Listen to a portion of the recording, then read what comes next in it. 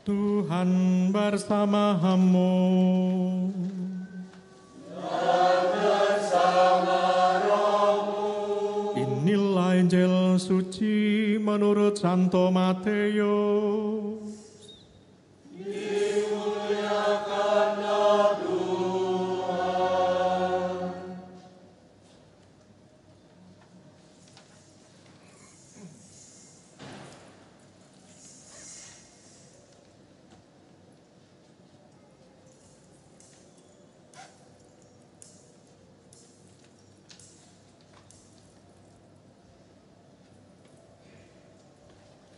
Sekali peristiwa, Yesus bersabda kepada murid-muridnya, "Apabila Putra Manusia datang dalam kemuliaannya dan semua malaikat bersama-sama dengan dia, maka dia akan bersemayam di atas tahta kemuliaannya.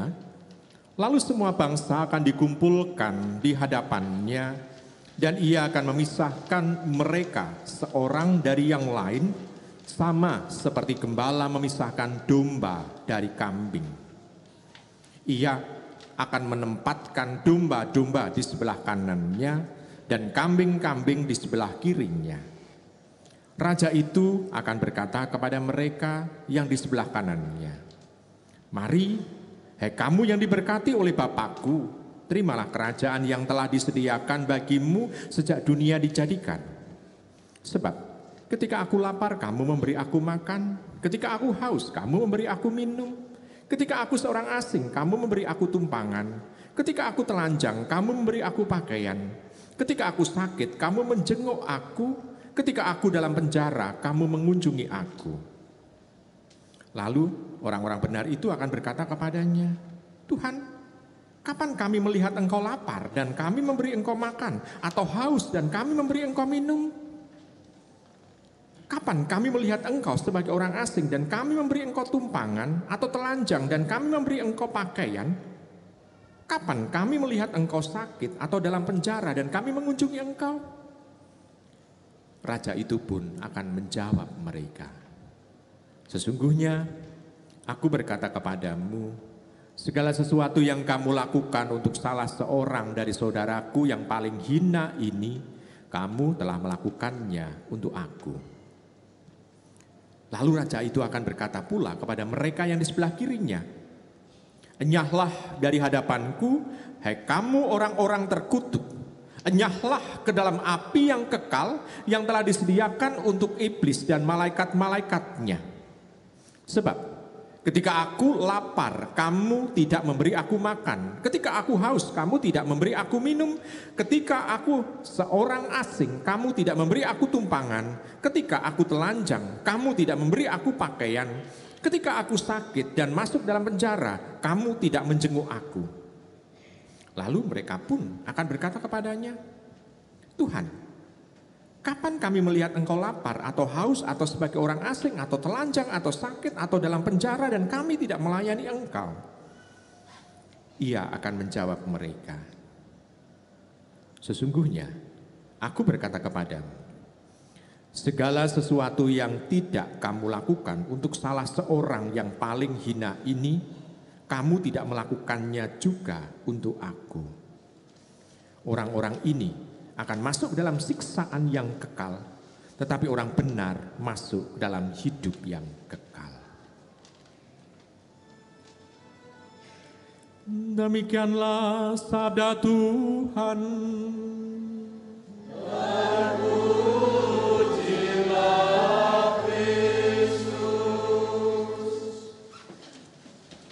Ibu, Bapak, Saudari, sudah terkasih dalam Yesus Tuhan. Paling tidak dari bacaan Injil ini kita bisa melihat bahwa raja yang dimaksud adalah raja yang mempunyai kuasa untuk memasukkan orang ke dalam surga dan ke dalam neraka. Ini dalam bacaan Injil ini. Namun kita juga tadi dalam doa pembuka dan juga dalam pengantar, kita juga merenungkan mengenai kalau dia raja, mengapa dia mengalami salib? Ada apa sih? Ibu, Bapak, Saudara, sudah terkasih dalam Yesus Tuhan. Kalau gambaran raja seringkali adalah gambaran Yesus yang berwibawa dengan mahkota lalu memandang dengan penuh kasih. Itu biasanya dalam gambar-gambar, dalam foto atau di dalam lukisan-lukisan mengenai gambar Kristus Raja. Tetapi justru kita bisa melihat saudara-saudara kasih, pada saat Tuhan hidup di dunia, tahta satu-satunya adalah salib. Mahkota yang dia pakai bukan mahkota penuh emas, tetapi mahkota penuh duri. Dan juga dia diataskan atau ditinggikan. Kan tempat raja biasanya ada tempat paling tinggi di satu kalau perjumpaan dengan banyak orang. Dan di situ kita bisa melihat juga bahwa pada saat Tuhan ditinggikan di salib, semua bangsa melihat dirinya. Tidak ada sekat-sekat sedikit pun. Ada orang Romawi, ada orang Yunani, ada orang Ibrani, ada macam-macam orang itu melihat bagaimana Tuhan ditinggikan. Dengan salib, Tuhan mengumpulkan banyak bangsa. Tapi kita bisa melihat ibu bapak, saudara terkasih, kita terlena akan hal itu. Sehingga kalau kita seolah-olah merasakan bahwa kita dikumpulkan untuk menghadap sang raja, di sana tampak seolah-olah kita juga mendapatkan kemuliaan. Kita kan pengikut raja itu, maka kita mendapatkan kemuliaan. Padahal yang ada di hadapan Tuhan pada waktu Tuhan Yesus disalib adalah orang-orang yang menganiaya dia. Orang-orang yang membunuh dia. Orang-orang yang membantai dia. Orang-orang yang mungkin juga di sana sini adalah orang yang prihatin bahwa Tuhan Yesus kok tidak membela diri. Ini adalah real yang ada di dalam kitab suci. Pada waktu Tuhan Yesus hidup, tahta satu-satunya adalah salib itu. Nah, sekarang bagi diri kita, ibu, bapak, saudara, terkasih dalam Tuhan. Di sana mau diungkapkan juga mengenai siapa yang mau dibela oleh raja itu. Yang dibela oleh raja itu adalah dia yang tidak mempunyai kekuatan untuk membela dirinya. Yang mau dibela adalah mereka yang sungguh-sungguh membutuhkan kehadiran Allah. Campur tangan Allah di dalam kehidupannya, penyelenggaraan Allah. Itulah yang diharapkan oleh orang-orang yang sungguh-sungguh dia tidak mampu mempunyai kekuatan apa-apa dalam hidup sehari-harinya. Maka kehadirannya digambarkan dia raja yang ikut berbela rasa dengan mereka yang menderita. Nah, ibu bapak, saudara kasih, inilah kekuatan seorang raja, pemimpin. Nah, sekarang kalau kita hubungkan dengan bacaan Injil di sini, kita juga bisa melihat dia sebagai raja dikatakan di sana bila anak manusia datang dalam kemuliaan, mengumpulkan semua orang dari semua bangsa. Ibu bapak, ini adalah gambaran sebetulnya nubuat yang juga diungkapkan oleh Nabi Daniel mengenai kehadiran sang anak manusia yang turun dari langit. Tetapi anak manusia ini sungguh-sungguh adalah mempunyai wibawa dan tujuannya adalah untuk mengadili orang. Berarti putra manusia itu datang pada saat kiamat. Ini diambil dari tradisi Daniel. Nah, sekarang kalau kita bisa melihat dalam pengadilan itu juga kita bisa melihat siapa yang dibela, yaitu mereka yang menderita. Yang dibela adalah orang yang menderita dan yang diselamatkan adalah orang-orang yang membantu orang yang menderita. Bahkan di sana digambarkan semudah membedakan antara domba dan kambing. Semudah membedakan antara domba dan kambing. Bagi banyak orang sulit untuk membedakan kambing dan domba karena sekilas sama. Sulit untuk membedakan kambing dan domba, sekilas sama. Tetapi bagi raja itu gampang sekali untuk membedakan kambing dan domba. Demikian juga dengan kehidupan kita. Setiap dari semua orang yang dikumpulkan dari berbagai macam suku, semua sama. Kita manusia adalah homo sapien, semua sama. Ras yang sama, famili yang sama. Homo sapien itu dalam bahasa pengetahuannya. Manusia yang punya kebijaksanaan. Sapien, sapiensia, bijaksana.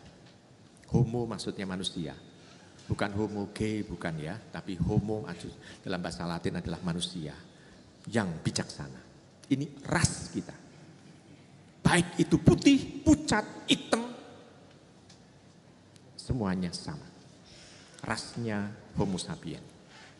Tetapi Tuhan mudah untuk mengadili bukan berdasarkan kulitnya, bukan berdasarkan rambutnya, bukan berdasarkan matanya, bukan berdasarkan hidungnya, bukan berdasarkan apa yang ada dalam fisiknya, tetapi Tuhan mudah memisahkan antara orang yang suci dengan orang yang membuat dosa dan bergelimang di dalam kedosaan itu.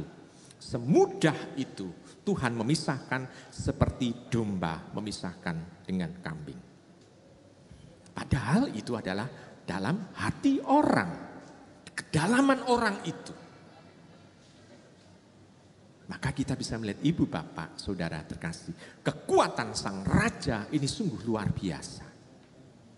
Dia menunjukkan identitas dia, sungguh-sungguh adanya keprihatinan dalam hidup ini. Orang dibiarkan untuk hidup di dunia dengan penuh kebebasannya. Tetapi banyak orang menggunakan kebebasannya itu dengan bertindak sewenang-wenang. Sebagian orang bertindak sesuai dengan apa yang menjadi rencana Tuhan, sesuai dengan apa yang dikehendaki oleh Tuhan untuk bersolidaritas satu sama lain. Semua orang sama perawakannya, sama bentuknya, sama-sama menghirup udara yang sama di bumi ini. Tetapi toh orang bisa dibedakan, yakni dengan sikap, hati, dan juga apa yang terlihat. Bisa saja orang yang kulitnya hitam, tetapi hatinya putih, dengan mudah dia menolong. Tetapi bisa saja orang itu warnanya putih, kulitnya putih, tetapi hatinya hitam dengan penuh penindasan dan kesewenang-wenangan. Maka kita bisa melihat ibu bapak, bukan karena dari warna yang terlihat, tapi dari hati yang paling dalam. Nah, sekarang bagi diri kita, kalau demikian, raja yang seperti ini tampilnya seolah-olah menjadi raja yang menakutkan. Kenapa? Karena kita merasa diadili. Kalau diadili hati kita, kita merasa bahwa diri kita masih mempunyai dosa, beban dosa, dan ada hal yang kotor yang sebetulnya harus dibersihkan. Tetapi kita sendiri dalam kehidupan kita sehari-hari seringkali justru mengaku Tuhan, tetapi tindakan kita keliru. Kalau kita guyonan begini ibu bapak dalam Tuhan itu ketemu dengan orang-orang Palestina pada waktu orang-orang Israel pada waktu itu ya, ketemu dengan orang-orang Israel. Tuhan kan ketemu dengan orang yang kerasukan setan juga kan.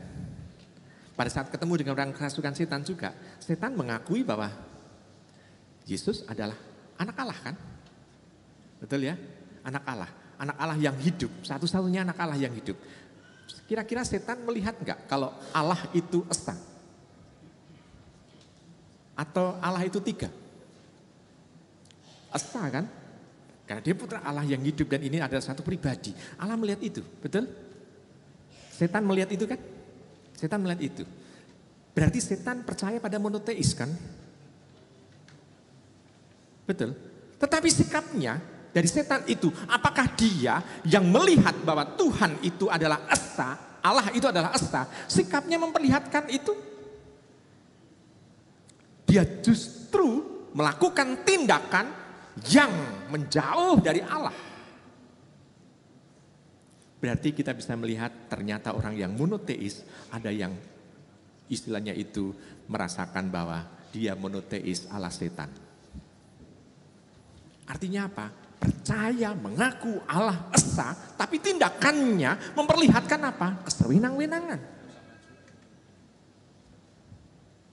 Berarti hanya mengaku Allah di dalam bibir. Hati nol. Nah, kalau demikian, ini setan ya, jelas identitasnya adalah mau untuk menjauhkan orang dari Tuhan. Nah, kalau kita, maka kita harus melihat bahwa kita seolah-olah hidup di dalam bukan hitam atau putih, tetapi dalam grey area, warna abu-abu. Kita harus memilah-milah dan memilih yang putih, yang suci. Dan kita meninggalkan yang hitam. Nah, di sini kita, supaya kita mengalami pada saat kehadiran Tuhan sebagai Raja, kita masuk dalam golongan domba itu. Nah, ibu bapak, saudara, saudari yang terkasih dalam khusus Tuhan. Kalau demikian, kita bisa melihat bahwa Dia yang punya kuasa seperti itu sungguh luar biasa, dan kita tidak boleh untuk mengakui Dia sebagai Tuhan, tetapi hidup kita malah kebalikan dari apa yang menjadi rencana Tuhan. Saya percaya dan saya yakin bahwa panjenengan semua adalah orang yang pinter dan mampu untuk memilah-milah dan memilih yang terbaik dalam kehidupan ini, sehingga Anda ditemukan bahwa kita semua adalah golongan dari domba itu. Selamat merenungkan.